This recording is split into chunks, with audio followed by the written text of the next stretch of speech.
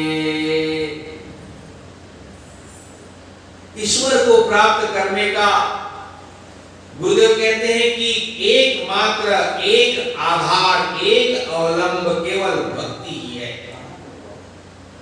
भक्ति से ही भगवान को पाया जा सकता है।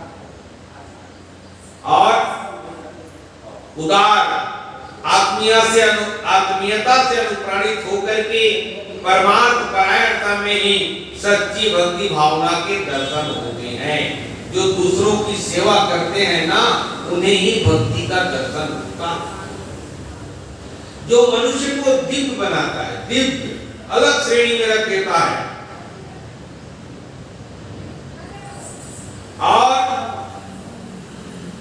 बाह्य कर्मकांड में उलझ करके जो व्यक्ति परमात्मा के इस दिव्य स्वरूप को नहीं समझते,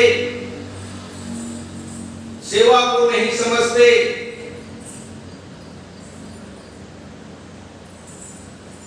तो उन्हें कुछ भी प्राप्त नहीं होता। भले ही वो भक्ति करते रहें, तप कर लें, परिवार छोड़ लें, प्राणायाम कर लें, आसन कर लें, स्वाध्याय कर लें, यज्ञ कर लें, कीर्तन कर लें, जो करना है कर लें, लेकिन जब तक सेवा नहीं रहेगी और उसी सेवा में ना परमार्थ में परमात्मा आकर के बसते हैं। ऐसे ही एक संत थे, उन्होंने कहा कि मेरा दिल बहुत कड़ा है। संत ने कहा मेरा दिल बहुत कड़ा है, इसे मुलायमी बनाने के लिए मुझे क्या करना है, क्या करूं? तब एक और संत ने कहा कि देखो, यदि आपको मुलायमी बनना है ना, तो आप केवल दूसरे जो लोग हैं जिनको दुख दर्द है, उनके हाथ पर सिर फिराए, उनके सिर पर हाथ फिराए, सिर पर हाथ फेरा कर, बस। बोले हाँ। और एक और कर, क्या? अपनी जो रोटी है ना, उसको मिल बांट करके खाया कर। गुरुदेव अक्सर कहा करते थे, बेटा अपनी रोटी मिल बांट करके खाया करो। और शांति पूजा इसका प्रत्यक्ष उदाहरण है। जिनने भी शांति पूजा देखा है ना, उनको पता होगा, आप 1 महीना रहो, साल भर रहो, 2 साल रहो, कोई नहीं पूछने वाला कि आप कहां से आए हो, कैसे आए हो। पता तो देना पड़ता है शुरू से, फिर खाते रहो बाप के घर जैसे, जो खाना है खाते रहो, जितना भी खाना है खाते रहो। ऐसे बिल बांट करके खाया जाता है। हम लोग तो एक बार रात को 1 बजे पहुंचे, 70 लोग करीब थे, कलश लेने गए थे महाराज। तो होगा था उन्होंने खिचड़ी रख दी थी बना करके, और सब अपने अपने भाई रात को सोना है, 1 बजे रात को कौन जागेगा आपके लिए? तो वहां का सिद्धांत था, हम सब लोग गए, हाथ पैर धोए, और हम ही लोग उनसे निकालने लगे, और बांट ले, कुछ बैठ करके और बैठ करके खा के हम लोग, फिर हम लोग सोए। क्या व्यवस्था शांति। तो मिथिला नगरी में ऐसे ही एक नाग परिव्राजक, नाम का महानाग, महानंद भी कहा करते थे, और उनको कम से कम 3 दशक यानी 30 साल हो गया था। तो जब करते थे, तप करते थे, आसन करते थे, वज्रासन करते थे, प्राणायाम करते थे, स्वाध्याय करते थे, कीर्तन, मार्जन, तर्पण करते करते असंख्य सिद्धियां प्राप्त।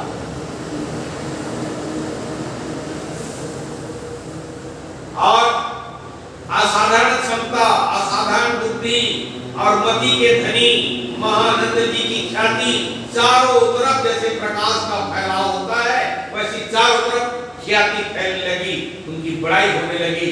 क्या महानंद जी हैं, क्या महानंद जी हैं संत।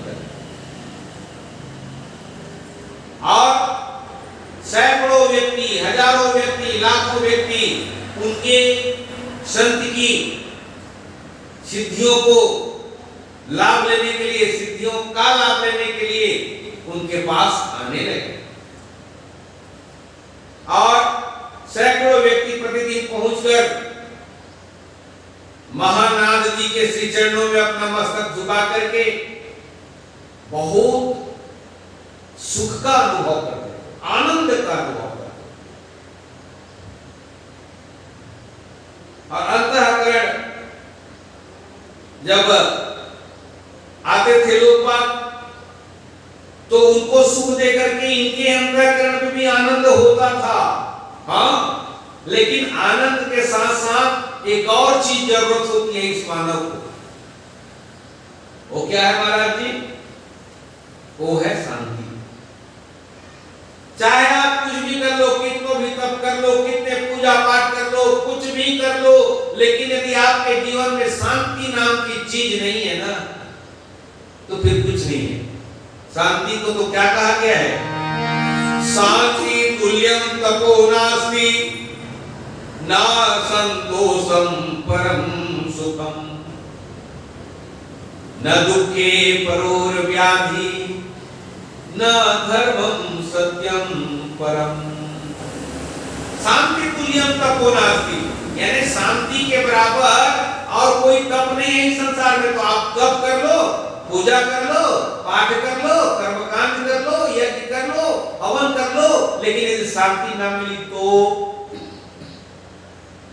सब बेकार, सारा चीज बेकार है। और ऐसे ही इस सिद्ध महात्मा जी को, संत जी को, महानंद जी को सब कुछ तो मिल गया, आनंद तो मिल गई, लेकिन शांति नहीं मिली। उसी की तृष्णा और बढ़ती चली, सिद्धियां तो खूब सारी पाली और सिद्धियों की तृष्णा बढ़ती चली गई। एक और कुछ सिद्धि मिल जाए, और कुछ सिद्धि मिल जाए, और कुछ सिद्धि मिल जाए, और इसी की खोज को निकल पड़े। और उसी की खोज को कहाँ निकले थे जी? परिवार को छोड़ करके, पत्नी को छोड़ करके, बच्चों को छोड़ करके, गांव को छोड़ करके तप करने निकल गए, लेकिन शांति नहीं मिल पाई। सिद्धियां मिली पर शांति नहीं।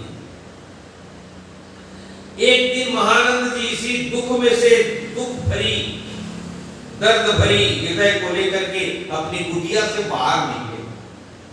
जब कुटिया से बाहर निकले ना, तो एक गांव की ओर चले। साधु महात्मा लोग कब किधर चले जाए, उनकी दिशा कब मुड़ जाए, कोई नहीं जानता। तो एक गांव की ओर जाने लगे।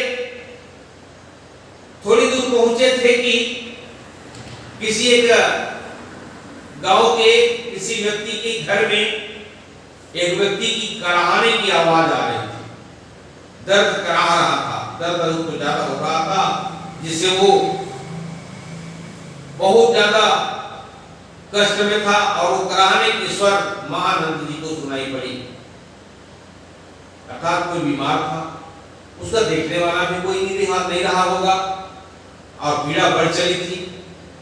व्यक्ति की दर्द भरी कराह से मुनि का हृदय पिघल गया, और जब पिघला ना तो उसके यहाँ चले गए, और रात भर बैठ करके उस व्यक्ति का, जिसका कोई नहीं था, पर दर्द हो रहा था, रात भर उनके हाथ पैर को इन्होंने मालिश किया, दबाया, दवाई दी, आदि आदि आदि, पूरी रात भर सेवा की, और रात भर जगे नहीं सो।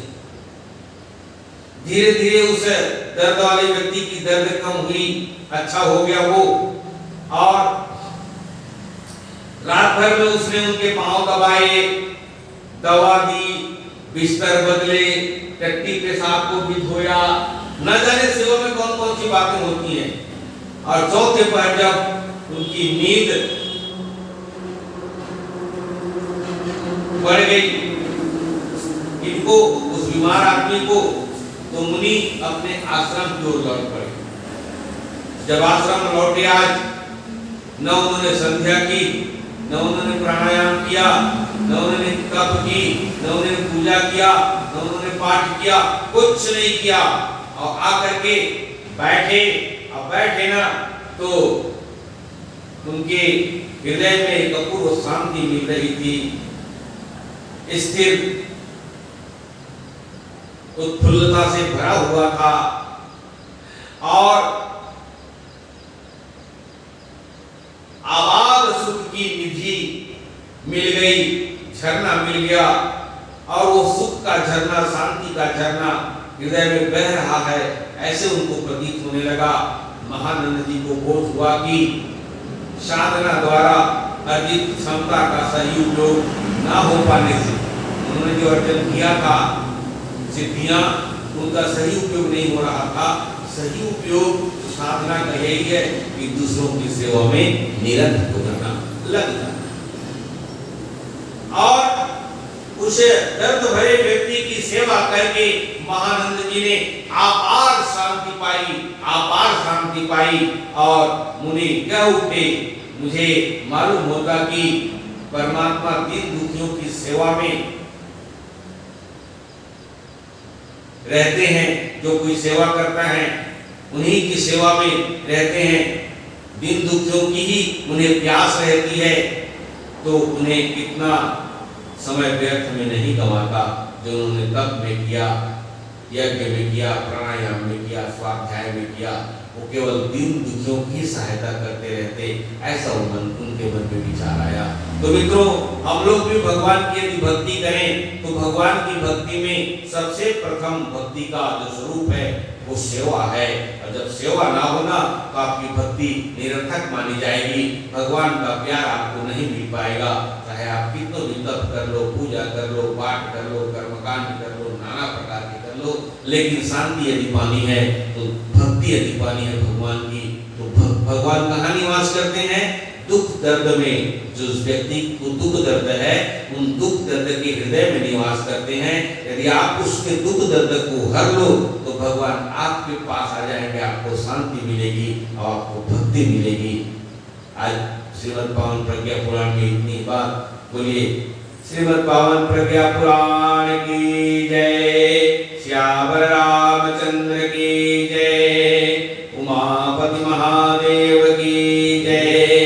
पवन चतुर्मान लला की जय। बोलो वृंदावन बिहारी लाल की जय। गायत्री माता की जय। परम पूज्य गुरुदेव की जय। परम वंदनीय माता जी की जय। वंदे वेद मातरम, वंदे देव मातरम, वंदे विश्व मातरम।